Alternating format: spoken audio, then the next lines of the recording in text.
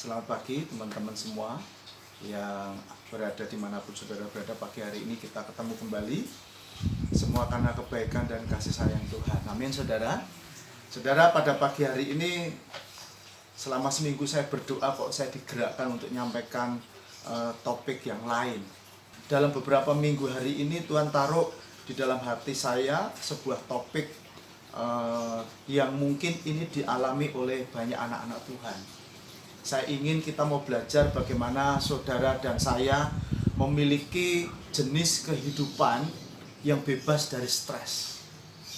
Ya, saudara, saya tidak hanya mengkonseling beberapa pengusaha, tapi saya juga membaca sebuah artikel yang menemukan bahwa 9 dari 10 pengusaha Kristen mereka juga mengalami tingkat stressing yang di atas rata-rata. Saudara, setiap kita pasti mengalami stres, ya, dan stres itu normal. Justru ketika saudara dan saya tidak pernah stres, berarti saudara dan saya tidak ada yang namanya dinamika kehidupan. Ada tingkat-tingkat stres tertentu yang diizinkan, karena apa? Justru itu menghidupkan katanya metabolisme tubuh kita. Aktivitas kita menjadi begitu menggairahkan ketika saudara dan saya menghadapi berbagai konflik, masalah dalam pekerjaan, dalam rumah tangga, dalam pendidikan, dalam hubungan.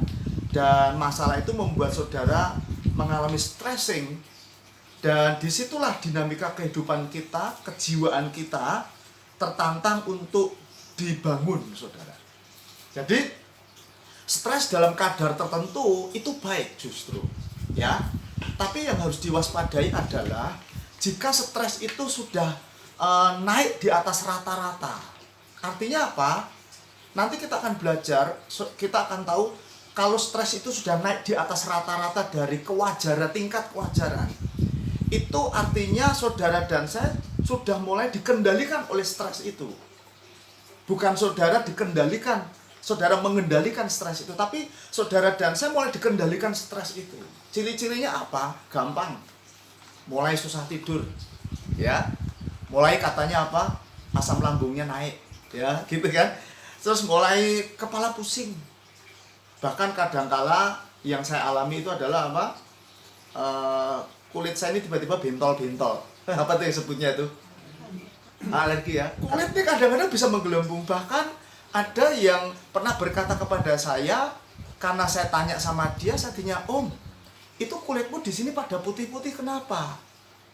"Oh, ini saya stres," katanya. Nah, jadi bentuk-bentuk stres yang di atas kewajaran itu benar-benar bisa berpengaruh kepada tubuh kita.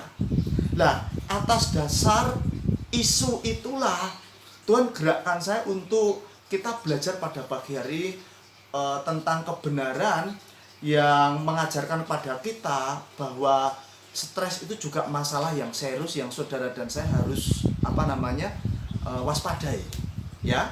Yuk kita buka dulu di Matius pasal 6, ya. Matius pasal 6 ayat 25 sampai 34. Ya, tapi saya akan membacakan ayat yang pertama saja, saudara.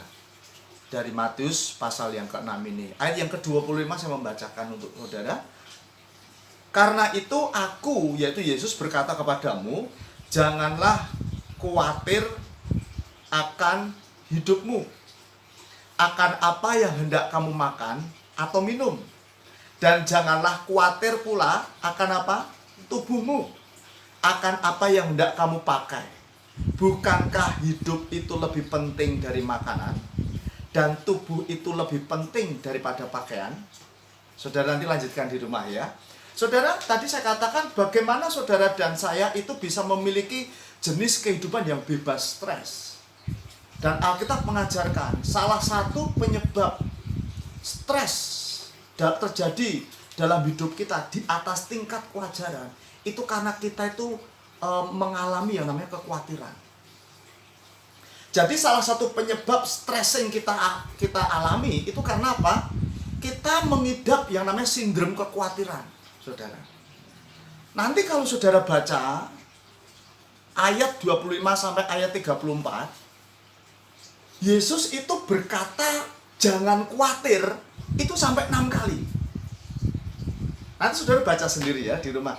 Jangan khawatir, jangan khawatir, jangan khawatir. Sampai 6 kali dia ngomong. Pada saat saya renungkan kata jangan khawatir, dan dia ulang-ulang terus sampai 6 kali. Roh Kudus kasih saya pencerahan tentang angka 6, saudara. Ya, jadi kalau sudah perhatikan, kalau Tuhan ngomong sekali, ngomong 2 kali, berbeda dengan penekannya ngomong sampai 6 kali. Setuju ya? Kalau saudara itu bentak anakmu, kasih nasihat anakmu sekali, larangan sekali, jangan. Tapi kalau sudah mulai dengan tekanan tinggi 3 kali, itu berarti ada intonasi yang kuat. Bapak kita atau kita sebagai orang tua itu mulai mengintervensi bahwa khawatir itu saudara dan saya harus waspadai. Saudara, angka 6 itu melambangkan hal-hal yang berhubungan dengan daging dan segala macam efek yang ditimbulkannya. Jadi ketika Yesus berkata jangan khawatir sampai diulang 6 kali, artinya apa? Saya tulis di sini, saudara dan saya bisa menang atas segala sesuatu yang berhubungan dengan daging. Kuncinya apa? Tolak kekhawatiran. Ya, saudara, tadi dikatakan bahwa di ayat yang ke-25 tadi, Tuhan ngomong gini, jangan khawatir akan hidupmu, akan apa yang hendak kamu makan atau minum. Saya ulangi lagi, diulang sampai 6 kali. Kalau saudara dan saya itu berbicara tentang kekhawatiran, sebenarnya kita sedang berbicara atau sedang mengangkat isu yang namanya controlling. Ya. Kalau orang itu khawatir, kalau saudara dan saya itu khawatir, sebenarnya saudara dan saya itu sedang mengalami yang namanya masalah dalam hal pengendalian atau controlling. Itu artinya seperti ini. Orang yang memiliki controlling kuat terhadap anaknya, ya, pada saat dia tidak bisa mengendalikan anaknya, maka terjadi apa? Dia khawatir dengan anaknya. Setuju? Jadi isu kekhawatiran itu sebenarnya sama dengan isu pengendalian, khawatir. Saudara tidak bisa mengendalikan hari esok, oleh sebab itu Anda khawatir tentang hari esok. Saudara tidak bisa mengendalikan iklim ekonomi saat ini, nggak bisa mengendalikan, dan saudara gagal mengendalikan, saudara akhirnya apa? Khawatir. Ya, saudara dan saya itu tidak bisa mengendalikan masa depan. Akibatnya apa? Saudara dan saya khawatir tentang masa depan. Jadi sebenarnya ketika kita berbicara atau terlibat dalam hal kekhawatiran, itu sebenarnya saudara dan saya sedang terlibat dengan over controlling. Artinya apa? Saudara seharusnya tidak perlu mengontrol sesuatu, saudara kontrol. Kenapa kok kita pengen mengontrol? Artinya apa? Kita pengen apapun dan siapapun menjadi seperti yang kita mau. Ya, dengar. Hubungan menjadi tidak bisa hidup, tidak menyenangkan ketika satu mulai mengontrol yang lainnya. Setuju saudara? Ketika suami mulai mengendalikan istrinya dan istrinya tidak diberi kebebasan, justru bukan mengasihi tapi mengontrol, itu kekacauan terjadi. Dan akibatnya apa? Dia khawatir. Anakku piye ya? Nanti dia gimana ya? Nanti kalau hujan bagaimana ya? Nanti kalau aku nggak bisa makan besok bagaimana ya? Nggak bisa bayar pajak bagaimana? Nggak bisa bayar listrik, nggak biar. Jadi selalu mengkhawatirkan apa yang dia nggak bisa kontrol, saudara. Jadi sekali lagi saudara, kalau Yesus bicara sampai 6 kali, jangan khawatir, itu artinya apa? Kamu jangan coba mengendalikan apa yang tidak bisa kamu kendalikan. Kamu akan stres. Karena kunci mengalami stres adalah memelihara kekuatan. Katakan bersama dengan saya. Kunci mengalami stres adalah menghidupkan kekhawatiran. Setuju ya? Jadi kalau saudara pengen stres, mas ya, tak jajak karena itu jangan hidupkan. Kamu nggak usah khawatir, saudara. Nah bagaimana nggak bisa khawatir Pak Untung? Nah, besok harus bayar ini, besok harus bayar ini. Maka dari itu kita belajar pagi hari ini. Bagaimana saudara dan saya itu melawan yang namanya kekhawatiran. Kita akan belajar pada pagi hari ini bahwa apa yang dikatakan Yesus tentang kekhawatiran itu perlu saudara waspadai. Dan saya menemukan saudara ada 5 alasan mengapa kok saudara dan saya tidak perlu khawatir dalam hidup ini. Ya. Yesus sendiri berkata lewat Matius 6 dari ayat 25 sampai 34. Dan dari ayat ini saya menemukan 5 alasan mengapa Yesus melarang saudara untuk khawatir. Nah, saya menemukan yang pertama, alasan yang pertama, mengapa kok saudara nggak perlu khawatir? Karena kekhawatiran itu nggak masuk akal. Katakan bersama dengan saya, kekhawatiran itu nggak masuk akal. Yuk buka yuk di Matius 6 ayat yang ke-25 tadi, saudara. Ya. Kalau saudara khawatir, itu tandanya nggak masuk akal. Ya, sesuatu yang nggak masuk akal itu ya sesuatu yang gimana ya saudara? Yang saudara dan saya tidak bisa apa? Lakukan, setuju ya? Matius 6 ayat yang ke-25. Dia ngomong begini, karena itu aku berkata kepadamu, yang ngomong ini siapa? Yesus.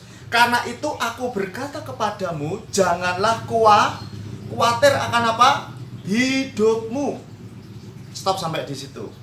Pada waktu saya teliti kata jangan khawatir akan hidupmu, kata hidup itu merujuk kepada bukan aktivitas yang saudara lakukan, bukan apapun yang berhubungan dengan eksternal, ya, yang saudara lihat, kecap, rasakan, tapi kata hidup di situ itu bahasa Yunani-nya tuh dipakai kata suke, pesuke ya. Saya bacanya suke. Nah, kata suke itu tidak ada kaitannya dengan aktivitas yang ada di luar, tapi lebih kepada berbicara nafas hidup saudara. Jadi ketika Tuhan ngomong begini, kamu jangan khawatir akan nafas hidup kamu, karena yang memberi nafas hidup kepada kamu itu siapa? Tuhan. Saya mau tanya, saudara bisa menciptakan nafas hidup nggak? Nggak bisa. Saya mau beritahu sama saudara ya, sehebat-hebatnya para ilmuwan, ya, bisa cloning apa? Binatang loh saudara ya. Sehebat-hebatnya dia bisa naik ke antariksa. Sehebat-hebatnya apa? Dia membuat chip yang tidak nampak oleh mata, dimasukkan ke tubuh dan bisa mendeteksi seluruh aktivitas tubuh. Sehebat-hebatnya apapun yang manusia bisa lakukan, manusia tidak bisa menciptakan yang namanya seed. Namanya apa? Benih. Benih yang kecil saudara, di dalamnya itu ada apa? Life, kehidupan. Lah perhatikan baik-baik Tuhan, saudara. Ketika Yesus ngomong gini, kamu jangan khawatir akan hidupmu, itu artinya apa? Kamu itu bukan pencipta, kamu itu ciptaan. Jadi apa yang bisa dibuat oleh, jadi apa yang bisa dilakukan hanya oleh pencipta, dan kamu nggak bisa melakukan, kamu coba lakukan, itu nggak masuk akal. Setuju? Nangkep sampai di sini ya? Nah, Tuhan sedang ngomong begitu.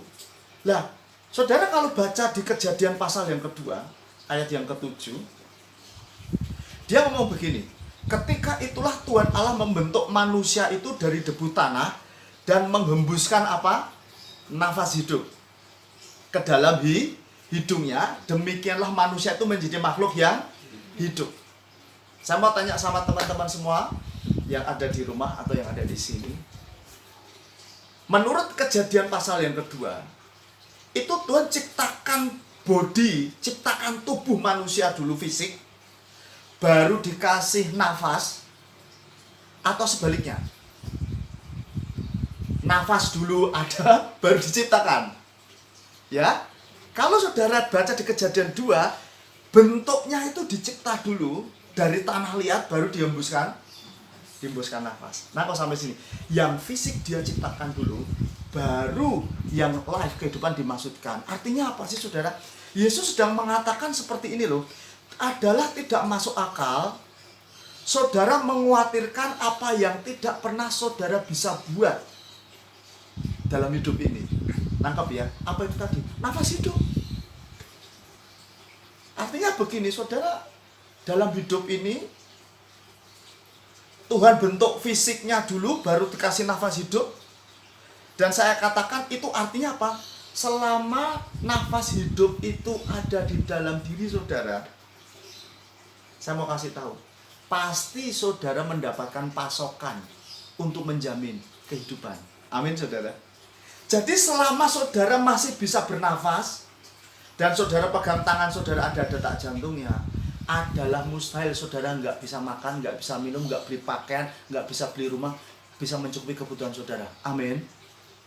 Ini yang saudara Tuhan sedang katakan. Jadi ketika saudara mengkhawatirkan sesuatu yang saudara nggak pernah bisa ciptakan, itu adalah sebuah kebodohan. Setuju saudara? Saudara, saya mau beritahu sama saudara, kekhawatiran itu benar-benar nggak masuk akal. Ya, saudara, selama saudara masih hidup, selama Adam dan Hawa itu dikasih kehidupan oleh Tuhan, dan Tuhan tempatkan di Taman Eden, perintah Tuhan yang pertama kepada Adam apa? Kerja. Jadi dengan kata lain, ketika Tuhan ngomong gini, janganlah khawatir akan hidupmu. Artinya seperti ini, selama kamu hidup di dunia ini, yang fana ini, dan kamu kerja, apapun yang kamu butuhkan untuk menopang kehidupanmu itu, pasti tersedia. Amin saudara. Nah ini rule, ini tidak boleh dilawan. Artinya selama saudara masih hidup, saudara mesti bekerja. Ada orang tanya sama saya, Mas, yang benar yang mana Mas? Kerja untuk hidup atau hidup untuk kerja? Nah, saudara gimana? Saudara bisa nggak bekerja kalau sudah nggak hidup? Iya toh? Jadi saudara harus apa? Hidup dulu, baru bekerja. Cuman yang harus diawasin adalah apa? Bagaimana saudara bekerja sesuai dengan yang Tuhan inginkan. Artinya kerja dalam anugerah. Nah, saya tidak panjang lebar. Jadi saudara, kalau Tuhan berkata bahwa jangan khawatir, ya saudara tidak perlu khawatir. Artinya apa? Kekhawatiran itu nggak masuk akal. Karena apa? Saudara tidak bisa mengubah sesuatu, dan apa yang saudara lakukan, saudara tidak bisa mengubah sesuatu yang saudara tidak bisa ubah, dan saudara mencoba mengubahnya adalah sebuah kebodohan. Ya, saudara. Yang kedua, Yesus berkata bahwa saudara dan saya nggak boleh khawatir. Mengapa? Alasan yang kedua saudara dan saya nggak boleh khawatir, karena kekhawatiran itu tidak wajar. Katakan bersama dengan saya, kekhawatiran itu tidak wajar. Yuk buka di Matius 6 ayat yang ke-26. Pandanglah burung-burung di langit yang tidak menabur dan tidak menuai dan tidak mengumpulkan bekal dalam lumbung, namun diberi makan oleh Bapamu di mana? Ingat ya, burung-burung di langit tidak apa? Menabur, tidak menuai, tidak mengumpulkan bekal dalam lumbung. Saya mau tanya, ini bicara masalah apa nih saudara? Burung-burung itu hanya menikmati, setuju saudara? Dia tidak melakukan aktivitas yang membuat penyediaan yang dia butuhkan itu ada. Amin. Saya lanjutkan lagi ya. Bukankah kamu jauh melebihi burung-burung itu? Jadi pada waktu Yesus berkata di Matius 6:26, dia mengatakan jangan khawatir, itu artinya seperti ini saudara. Yesus memberikan kepada kita sebuah ilustrasi untuk saudara dan saya yang adalah spesies ciptaan yang derajatnya jauh lebih tinggi daripada burung.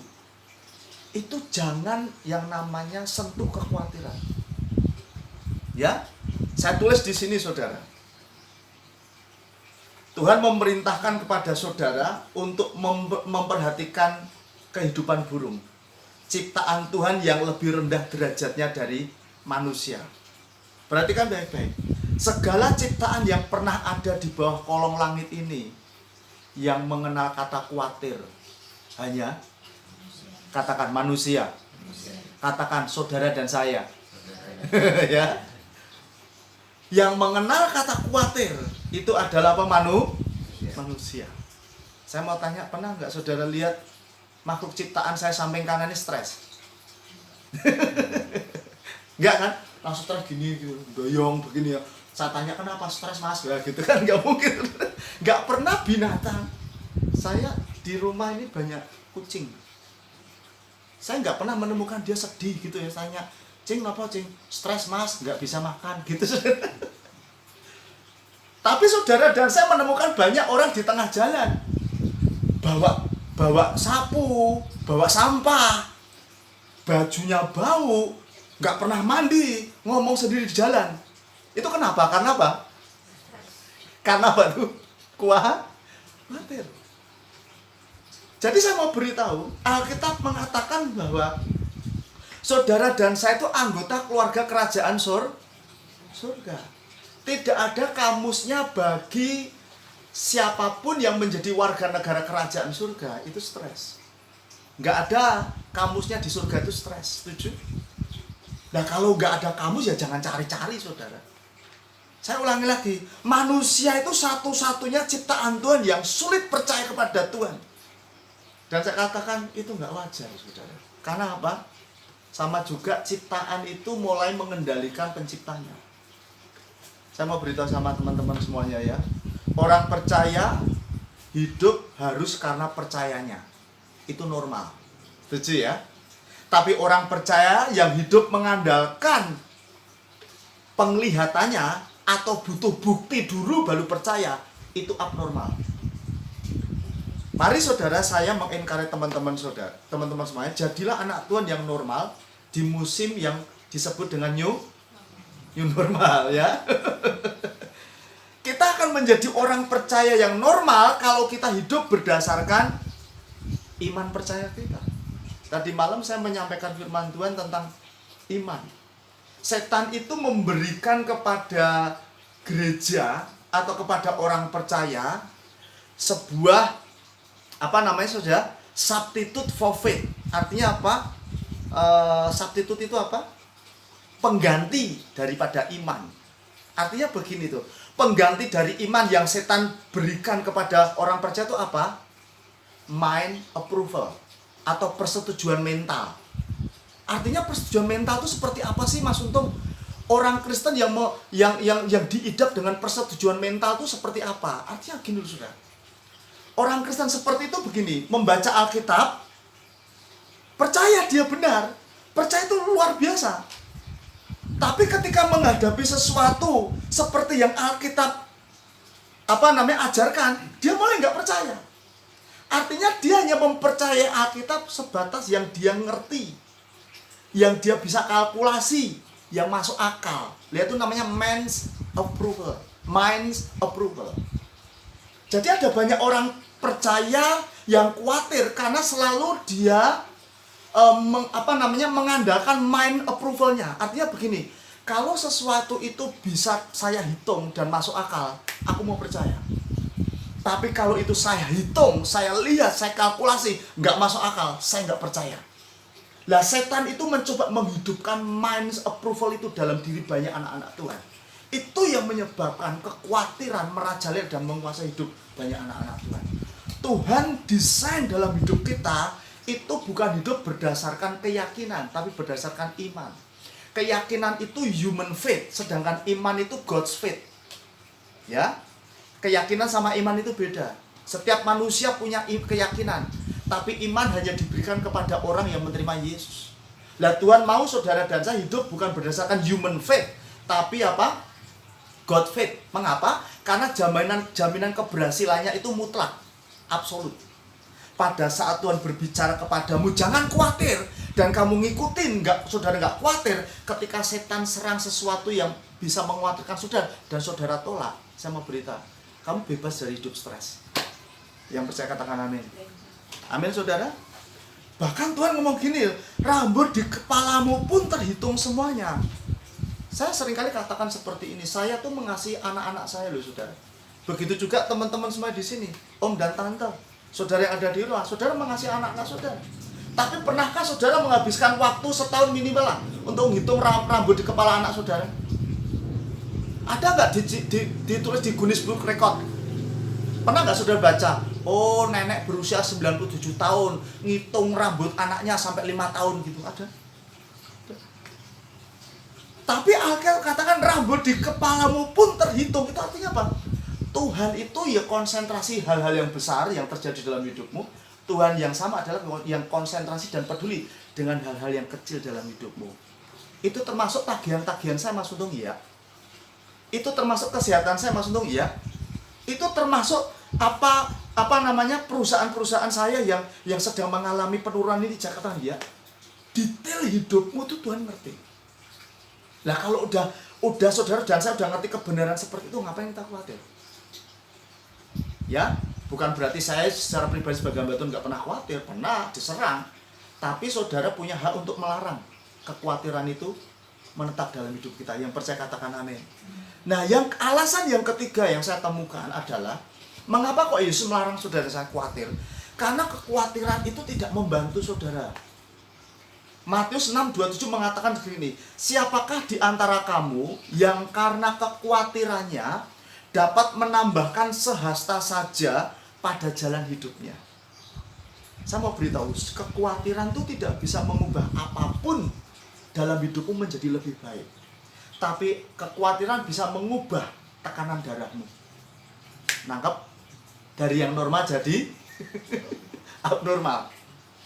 Kekhawatiran hanya bisa mengubah tingkat asam lambung kamu yang normal jadi abnormal. Kekhawatiran hanya bisa mengerjakan dalam hidupmu detak jantungmu yang tadinya gimana dek menjadi gimana dek bisa merontokkan jantung ini, saudara. Ya kalau begitu ngapain saudara mesti khawatir? Saya mau katakan sama saudara, kekhawatiran tidak bisa mengerjakan apapun. Jika Anda mulai khawatir akan keuangan, jangan pikirkan uang melulu. Ya, pikirkan jalan keluar mendapatkan uang dengan minta hikmat dari Tuhan.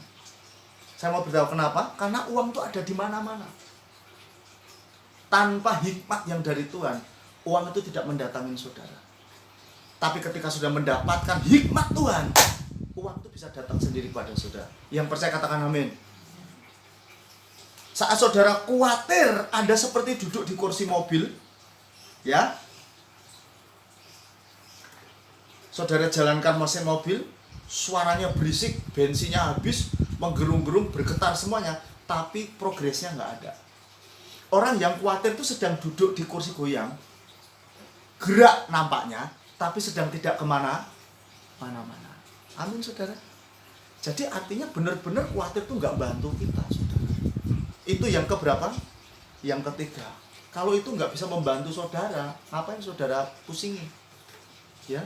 Nah, yang keempat, alasan mengapa Yesus ngomong sampai 6 kali, saudara dan saya nggak perlu khawatir.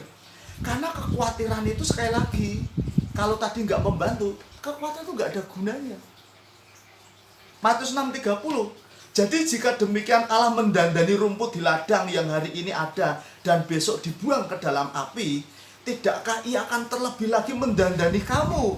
Hai orang yang apa? Kurang percaya. Kalau bahasa Inggris dikatakan little faith. Imannya kecil. Saya mau beritahu, sesuatu yang saudara miliki dan itu tidak lagi berguna buat saudara, saudara ngapain? Contohnya, saudara beli pisang, ya. Yang saudara gunakan apanya? Buahnya atau? Terus kulitnya ngapain? Disimpan itu, dipajang di lemari mainan gitu kan. Pisang Ambon. Gitu kan? Nanti saudara beli lagi pisang apa namanya? Apa? Pisang tanduk panjang, gitu kan? Tapi apa? Kulitnya. Pisang apa yang di belakang, Pak? Raja Serai. Malah saudara tulisin kulit pisang Ambon. Saya mau katakan itu saudara sudah stres.